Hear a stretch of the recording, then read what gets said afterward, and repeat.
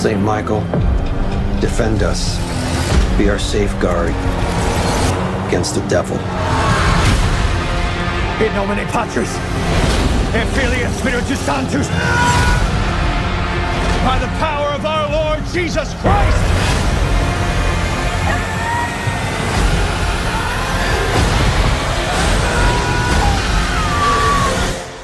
I don't know how to protect you this time.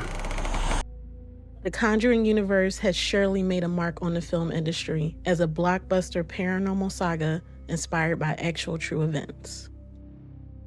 I've been locked into the movies from the very beginning in 2013, and although I was sad to see it come to an end, I was sure that this last film was going to go out with a bang. Sadly enough, Last Rites provides some spark, but it doesn't quite live up to the hype or the potential to be the best out of the series. The Conjuring Last Rites is not a bad movie, so I just want to get that out there and clear. But with so many great movies that came before it, it is a disappointing end to the franchise for me. In comparison to the previous films, it just felt like it lacked in the storytelling, the intensity, and the scares. Last Rites is a slow burn that really takes time to get the story across.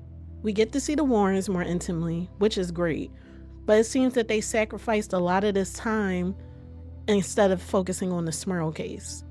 This is the same problem that occurred in The Conjuring, The Devil Made Me Do It, which is the third installment. And this one involved around the actual court case that we barely got to see. Even so, the third installment kind of makes up for it a bit with a lot of good suspense and some scary scenes that we don't really get that much of in The Last Rites.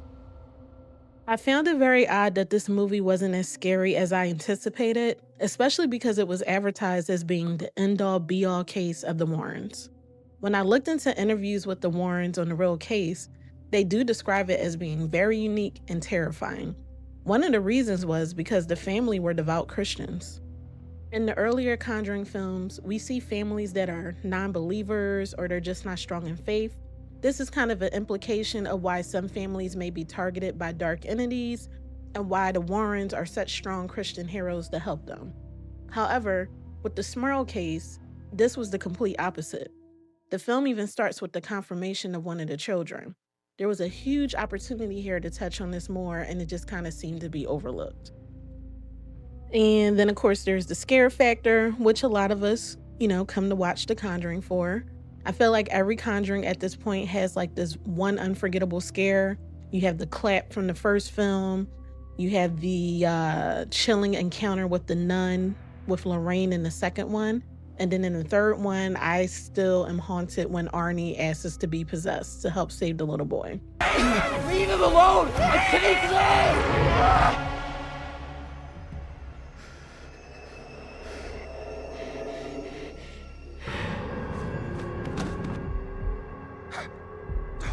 There's definitely some scary, memorable moments in this one, especially the opening, and there's one with a VHS tape that I won't spoil here. But I expected a little bit more since this was supposed to be the Conjuring endgame. I expected to really, really get some more memorable, scary moments. Although the movie doesn't dig much into the Smurl case as I would have liked, their story is very compelling. As a faith-driven family, their experience raises questions about why they were targeted. It's a great part of the film that absolutely deserved more attention, but at least you can look into some of the real interviews with the Warrens on the actual case to learn more about them. It was also really cool to get a more intimate look at the Warren family as a whole. The film takes a deeper look into Lorraine and Judy Warren in particular and what it means to be a part of their family. I have so much respect for the Warrens after being introduced to the first Conjuring movie, and I've watched some of their documentaries and their real-life interviews. And although the films are pretty Hollywood, and yeah, they have their over-exaggerated, cheesy moments, I still love these movies, especially because they all have a real case or story behind them. The Warrens were such a brave couple that just wanted to help people with paranormal horrors that we still can't fully comprehend to this day. And if you're interested in their stories beyond the movies, I highly recommend documentaries. Just know they can actually be more terrifying than the movies themselves. And there's people who believe that they were just a straight hoax, and we're all entitled to our own opinions. Whatever you believe, there's no denying that these stories are fascinating, both in the Hollywood realm and the real world. May the Warrens rest in peace knowing that they lived their lives helping others despite doubt and disbelief. So I realize that I may have come off a little negative, but I do think if you love this franchise, yes, you should see the movie. It's the Warrens' final film, the final film of The Conjuring. And this movie still has so much to be appreciated for. It's not a great goodbye, but it's a goodbye nonetheless. And we had a great era with the stories and the films in the Conjuring universe.